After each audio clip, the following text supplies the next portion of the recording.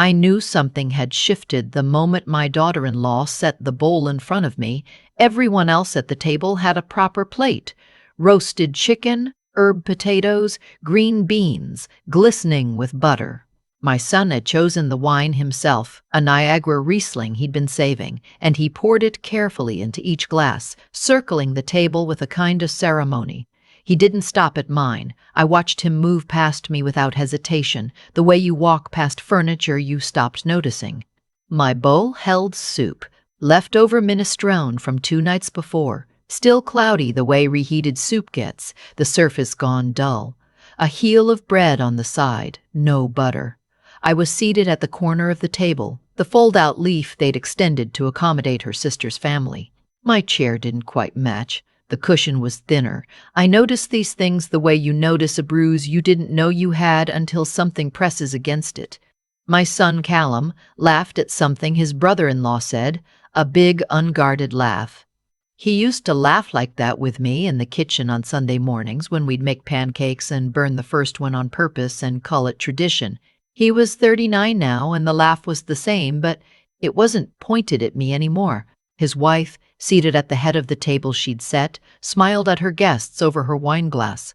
She had the particular talent of making a room feel curated, every detail chosen, including, apparently, who deserved a real meal and who got whatever was left in the pot. Her name was Stacy, and she had never once in 6 years asked me how I was without immediately talking over the answer. I lifted my spoon. My granddaughter Zoe, 9 years old and still unspoiled by the rules of the room, caught my eye from across the table. She looked at my bowl, then up at my face, and her expression asked a question no one else was asking. I gave her a small smile. She gave one back, uncertain. Then Stacy touched her arm and redirected her toward the conversation happening on the other side of the table, and Zoe turned away, obedient and confused. I ate the soup. It was fine. It had always been fine. That was the thing no one understood.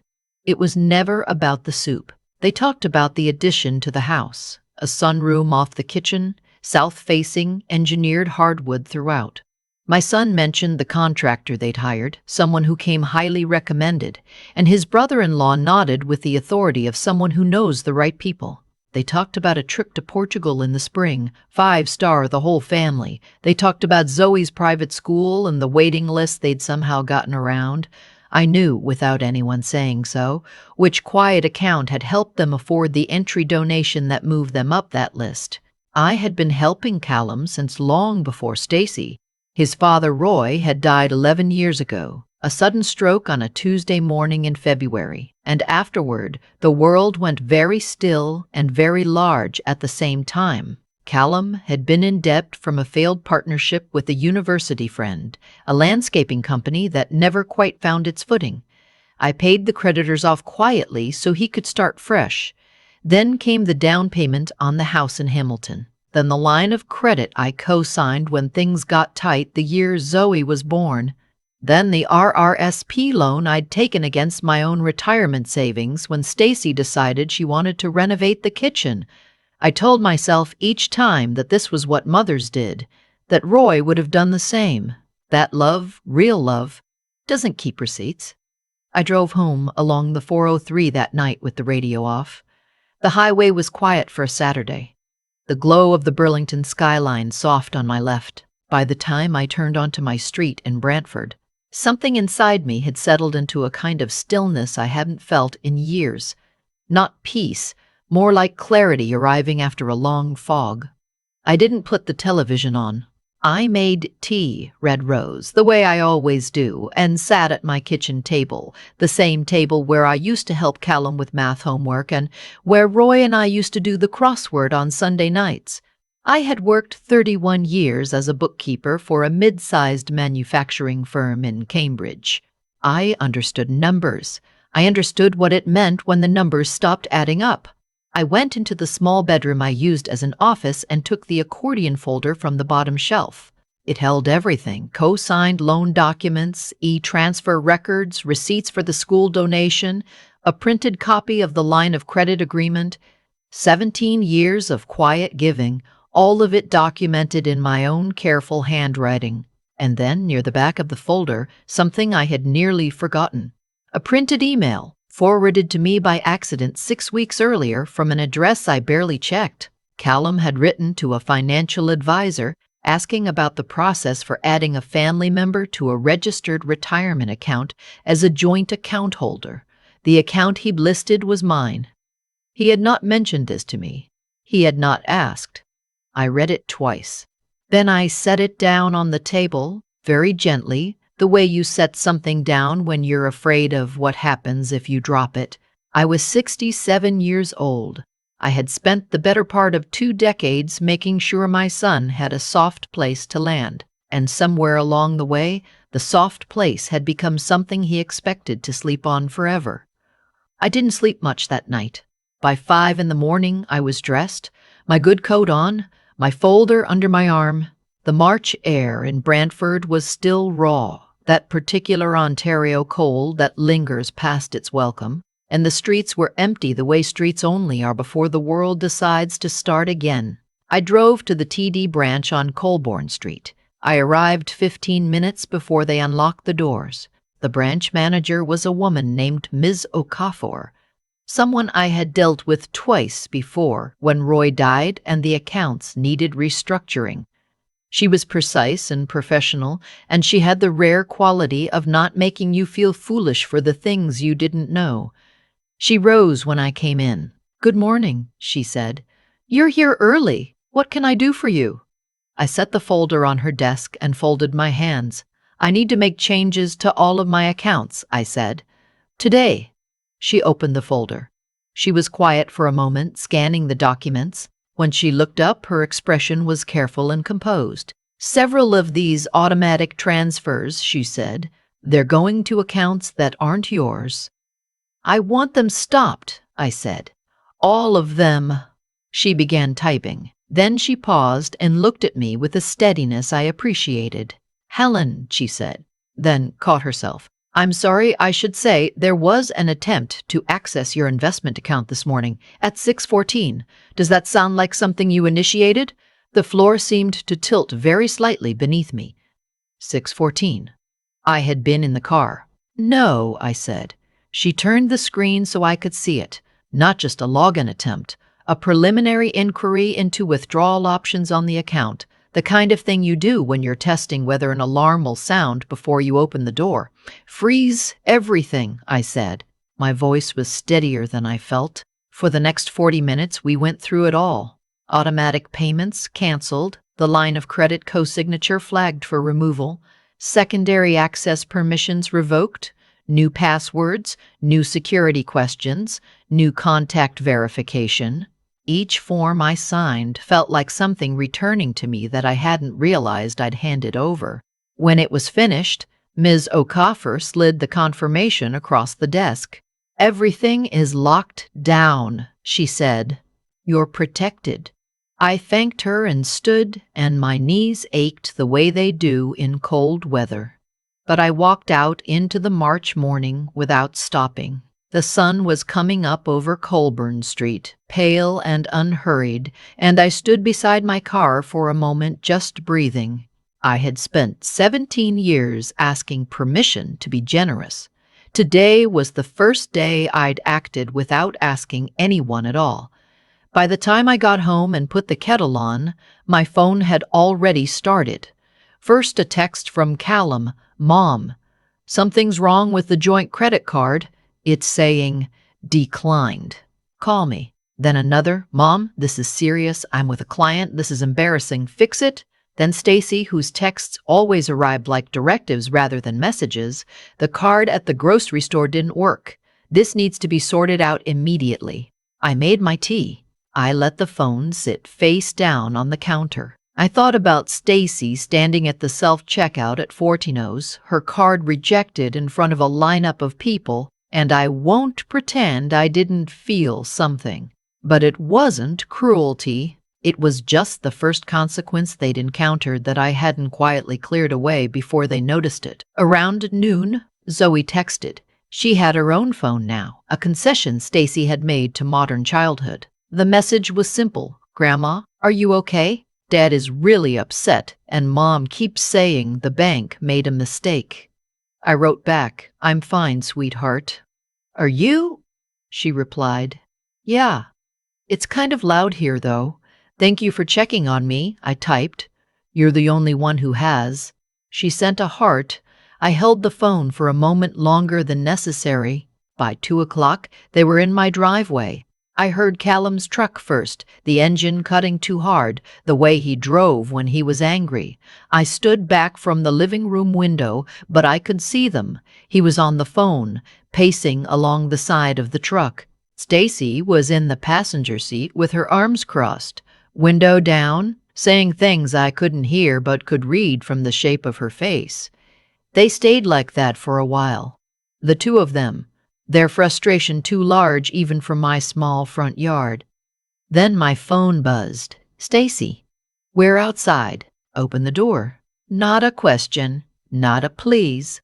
I set the phone down and folded the dish towel I'd been holding and went and sat in the chair by the window. Outside, the silhouettes moved. Eventually, there were footsteps on the porch and a knock that was more of a statement than a request. Mom, Callum's voice tight. We know you're home. I stayed where I was. I had spent years opening that door before anyone knocked, answering before anyone asked, filling the silence before it had a chance to mean something. Today, I let it mean something. They left after 20 minutes. That evening, I drove into Hamilton, to the office of the lawyer who had handled Roy's estate and whom I had not seen since. His name was Mr. Kemperbro Caldwell, and he worked out of a Victorian row house on James Street North that had been converted to offices, the floors original oak, the doors solid and unhurried. He stood when I came in. It's been a long time, he said. What brings you in? I set the folder on his desk. I need to revise my will, I said, and I want to establish a trust. He settled into his chair, his manner shifting from warmth to attention the way a good professional's does. Tell me what you're thinking. I want to remove my son and his wife as beneficiaries, I said. I want everything to go to my granddaughter, Zoe, held in trust until she's 25. He was quiet for a moment, not with judgment, with the careful steadiness of someone who has heard variations of this before and knows better than to rush past it. Is this what you want? Truly? It's what needs to happen, I said. He nodded once and reached for his notepad. We went through it carefully. The house in Brantford, valued at $412,000 on last year's assessment, the RRSPs, the TFSA, the small investment portfolio Roy and I had built over 30 years of careful choices, the proceeds from the GIC maturing in September, all of it to Zoe, managed by a professional trustee until she was old enough to decide what to do with it. Then Mr. Caldwell paused and adjusted his glasses and said something that stopped the air in the room. There's something I should tell you. About 8 weeks ago, Callum contacted this office. He asked about the process for establishing power of attorney over a parent's financial affairs. He mentioned you specifically. I looked at him. He said it was something the two of you had discussed, Mr. Caldwell said carefully. I assumed there was a family conversation I wasn't privy to. There was no conversation, I said. Neither of us spoke for a moment. The old radiator in the corner ticked steadily, indifferent to what was being understood across the room. Power of attorney. Not just access to my accounts, the legal authority to make decisions for me. To sell my house if he decided that was best, to move money as he saw fit, to determine what I needed and what I didn't. I thought about the email, the account access attempt at 6:14 in the morning, and now this. Continue, I said. Mr. Caldwell drafted the documents with the focus of someone who understood that what he was preparing was not paperwork, but architecture, the structure of a life rebuilt on its own terms. Each page I signed without hesitation. When we finished, he looked at me steadily. Are you all right? I will be, I said, and I meant it in the future tense, not the present. but the present felt more stable than it had in years. The next afternoon, Callum came back alone. I heard the truck, but differently this time. He parked properly, at the curb, not angled against the driveway like a vehicle expecting a quick escape. He walked slowly up the porch steps. When he knocked, it was quiet, almost tentative. I opened the door. He looked like he hadn't slept. His eyes had that particular rawness that comes not from a bad night but from something you've been carrying finally becoming too heavy to pretend isn't there. He was still in his work jacket, the collar turned up against the cold. "Can I come in?" he asked. I stepped aside. He sat on the couch, leaning forward with his elbows on his knees, the way he used to sit when he was a teenager and had done something he knew he had to tell me about. He was quiet for a long time. I sat in the chair across from him and waited. "I don't know where to start," he said finally. "You don't need to start anywhere in particular," I said. "Just say the true thing." He was quiet another moment. Then, "I've been leaning on you so long that I stopped noticing I was doing it. When Dad died and you helped me with the debt, I told myself it was just once. Then the house. Then the line of credit. I told Stacy you were happy to help, and after a while I think I believed it myself. That you didn't mind, that you wanted this." He shook his head. "I think I needed to believe you wanted this. Wanting to help someone isn't the same as wanting to be their solution to everything," I said. He closed his eyes briefly. "I know. I'm only just understanding what that means." He looked at me then, and his face was tired in a way I recognized. It was the face of someone who has stopped pretending. "The lawyer's office called me. Not to tell me anything, just to confirm a scheduled appointment for document signing," they said. I knew what that meant. I knew what you'd done. He paused. "Zoe told me she'd texted you. She told me what you said, that she was the only one who checked on you." He exhaled slowly. "That one hurt, Mom, because she was right, and I should have been the one." I didn't rush to fill the silence. "I called the financial advisor too," he said. "The one I'd emailed about your accounts. I told him to disregard everything. I told him I had no business touching what's yours." He swallowed. "I don't know what I was thinking. I think I was scared, and instead of saying that, I just started looking at what I could control. And what you could control turned out to be things that belonged to me," I said. "Yes." He said it plainly, no deflection. We sat in the quiet of the living room for a while. The heat came on, the old furnace clicking to life the way it always did in the evening. I looked at my son, genuinely looked at him, the way you sometimes stop doing when someone is always just there, and I saw something I hadn't seen in a long time. Not the man who expected things, the boy who was afraid and didn't know how to say so. "I'm not asking you to forgive me right now," he said. "I'm not asking for anything. I just want you to know that I see it, what I did, what I've been doing for years, and I'm ashamed of it." "Shame is a start," I said. "It's not the same as change, but it's a start." He nodded, accepting that without argument. When he stood to leave, he paused at the door with his hand on the frame. "Can I call you?" he asked. "Just to talk. Not about money, not about any of that. Just to talk." "You can call," I said. He went out into the April cold, and I stood in the doorway for a moment watching him walk back to his truck. He moved differently than he had the day before, more carefully, like someone who had just realized the ground they were walking on belonged to someone else, and they were grateful for the permission to be there at all. I closed the door and stood in my front hall. The house was quiet in the way houses are when they've finally been asked to carry only what belongs to them. I slept that night, properly slept, for the first time in I don't know how long. I woke before my alarm to the sound of rain against the bedroom window, the slow April kind, and for a moment I just lay there listening to it. Roy used to say that the first warm rain of the year was the house breathing out after a long winter. I hadn't thought about that in years. I made tea and sat at the kitchen table. My phone was quiet. No commands arriving before I'd finished my first cup. No urgency pressing itself against the morning before I'd had a chance to find it. Then Zoe texted, "Good morning, Grandma. Are you feeling better?" I smiled before I'd even registered smiling. "Much better, sweetheart," I wrote back. "Thank you for asking." "Dad talked to me last night," she wrote. "He said he was sorry for being loud and that he had a lot to figure out. He seemed really sad. He has some important things to think about," I wrote. "That's not a bad thing." "Are you still going to come to my recital?" she asked. "It's the 22nd. I wouldn't miss it for anything," I said. She sent a string of little musical notes. I kept the phone on the table where I could see it. Half an hour later, Callum sent a message. "Mom, I don't deserve your patience. I know that.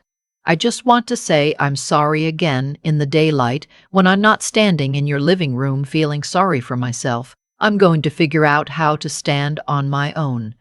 I should have done it years ago. You shouldn't have had to carry this." I read it twice. Then I wrote back, "Thank you for saying that in the daylight. Take the time you need. I'll take mine too." I set the phone down and pulled on my coat and stepped outside. The rain had softened to a mist, and the street smelled the way Ontario streets smell in April, like mud and cold earth, and the particular freshness of things that have been dormant, deciding to try again. I walked down to the corner and back, slowly, the way I've walked that street for 23 years, and it felt familiar in a way I'd stopped noticing. Somewhere along the years, I had started to believe that love meant being available.